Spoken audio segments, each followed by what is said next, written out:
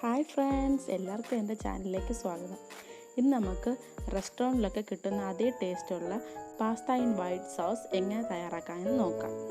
വീട്ടിലുള്ള ഇൻഗ്രീഡിയൻസ് വെച്ച് ഈസിയായി ഉണ്ടാക്കിയെടുക്കാൻ പറ്റിയ ഒരു വിഭവമാണ്. അതുപോലെ തന്നെ കുട്ടികൾക്കും മുതിർന്നവർക്കും ഒക്കെ ഇഷ്ടപ്പെടുന്ന ഒരു റെസിപ്പി ആണ്.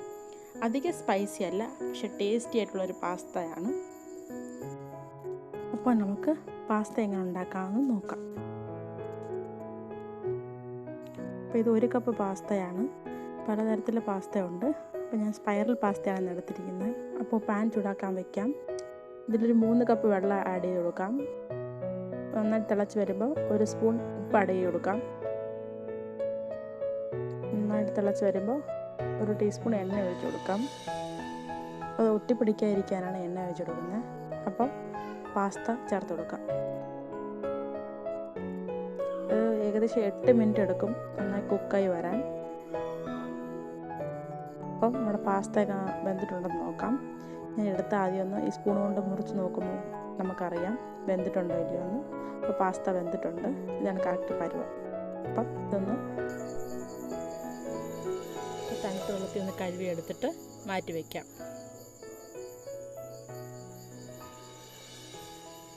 എന്നിട്ട് വേറൊരു പാൻ ചൂടാക്കാം.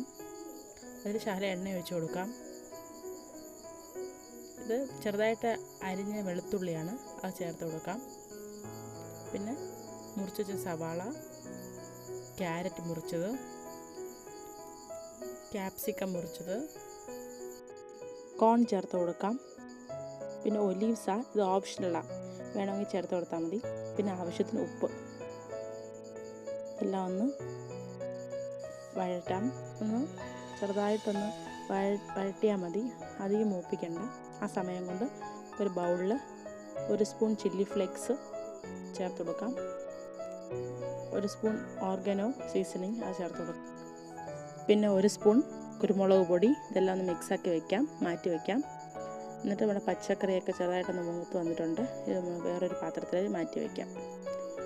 അപ്പോൾ ക്രീം ഉണ്ടാക്കാൻ 1 കപ്പ് പാല്, 1.5 tablespoon butter, 1 tablespoon maida. ഈ മൈദയും ബട്ടറും ഒരേ പ്രപ്പോർഷൻ ആയിരിക്കണം. ചൂടായ പാത്രത്തേക്ക് ബട്ടർ ആഡ് ചെയ്ത് കൊടുക്കാം. മൈദ കുറച്ച് ആഡ് ചെയ്ത് കൊടുക്കാം. കരിയരുത്, ലോ ഫ്ലെയിമിലിട്ട് വേണം ചെയ്യേണ്ടത്.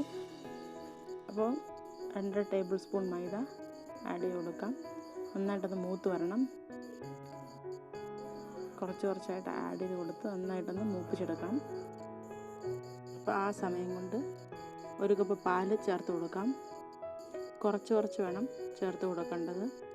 നന്നായിട്ട് ഇളക്കി കൊടുക്കണം, ഇളക്കാതിരിക്കരുത്, കട്ട പിടിക്കാൻ സാധ്യതയുണ്ട്. അപ്പം ഒരു വിസ്ക് ഉപയോഗിച്ച് ഇളക്കി കൊടുക്കുകയാണെങ്കിൽ നന്നായിട്ട് മിക്സായി കിട്ടും. കട്ട പിടിക്കരുത്, കട്ട പിടിച്ച് കഴിഞ്ഞാൽ ആ സ്മൂത്തി ക്രീം കൺസിസ്റ്റൻസി കിട്ടത്തില്ല. അപ്പം നന്നായിട്ട് ഇളക്കി കൊടുക്കണം. കുറച്ച് പാലും കൂടെ ഒഴിച്ച് കൊടുക്കാം.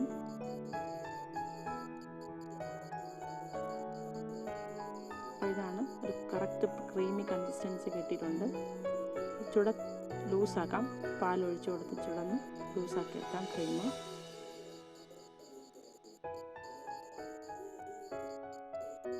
അപ്പം കുറച്ച് ഉപ്പ് ആഡ് ചെയ്ത് കൊടുക്കാം. അപ്പോൾ ഉപ്പ് ആഡ് ചെയ്യുമ്പോൾ സൂക്ഷിക്കുക, കുറച്ച് ആഡ് ചെയ്യാവും. അപ്പം നന്നായിട്ട് തിളച്ച് വരുമ്പം നമ്മൾ ഈ ആദ്യം ചേർത്ത് വെച്ചിരിക്കുന്ന ഈ മസാലക്കൂട്ട് ഇതിലൊന്നിട്ട് മിക്സ് ചെയ്യാം. നല്ലൊരു ഫ്ലേവറിനും നല്ലൊരു ടേസ്റ്റ് കിട്ടാനുമാണ് നമ്മൾ ഈ ക്രീമിൽ ആഡ് ചെയ്യുന്നത്. നന്നായിട്ട് ഇളക്കി കൊടുക്കാം. എന്നിട്ട് മൂപ്പിച്ച് വെച്ചിരിക്കുന്ന ഈ പച്ചക്കറി ഒന്ന് ഇത് ചേർത്ത് കൊടുക്കാം. നന്നായിട്ടൊന്ന് മിക്സാക്കി കൊടുക്കാം. നല്ല കളർഫുള്ളായിട്ടുണ്ട്. നന്നായിട്ടൊന്ന് മിക്സാക്കി കൊടുക്കാം. ഗ്രേറ്റ് ചെയ്ത് വെച്ചിരിക്കുന്ന ചീസ് ചേർത്ത് കൊടുക്കാം. നല്ലൊരു ചീസി ആയിട്ട് കിട്ടാനാണ്. നന്നായിട്ടൊന്ന് മിക്സാക്കാം. നമ്മുടെ പാസ്ത കൂടുതൽ ടേസ്റ്റ് ആക്കാൻ ഒരു സീക്രട്ട് ഇൻഗ്രീഡിയൻ്റ് ആയ ഫ്രഷ് ക്രീം ആഡ് ചെയ്ത് കൊടുക്കാം. കുറച്ചുകൂടി ടേസ്റ്റ് കൂട്ടും. നന്നായിട്ടൊന്ന് മിക്സാക്കാം. എന്നിട്ട് വേവിച്ച പാസ്തയും കൂടെ ചേർത്ത് കൊടുക്കാം. നന്നായിട്ട് ഇളക്കി കൊടുക്കാം.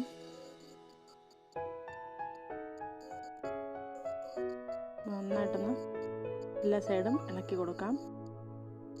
അപ്പോൾ ഗ്യാസ് ലോ ഫ്ലെയിമിലിട്ട് വേണം കുക്ക് ചെയ്യേണ്ടത്, അല്ലെങ്കിൽ കരിയാൻ സാധ്യതയുണ്ട്.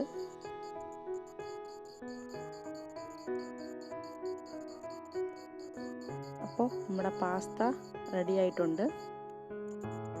സെർവിങ് ഡിഷിലോട്ട് മാറ്റാം. കുറച്ച് ചീസും കൂടെ ആഡ് ചെയ്യുവാണെങ്കിൽ ഒരു ചീസി ലുക്ക് കിട്ടും.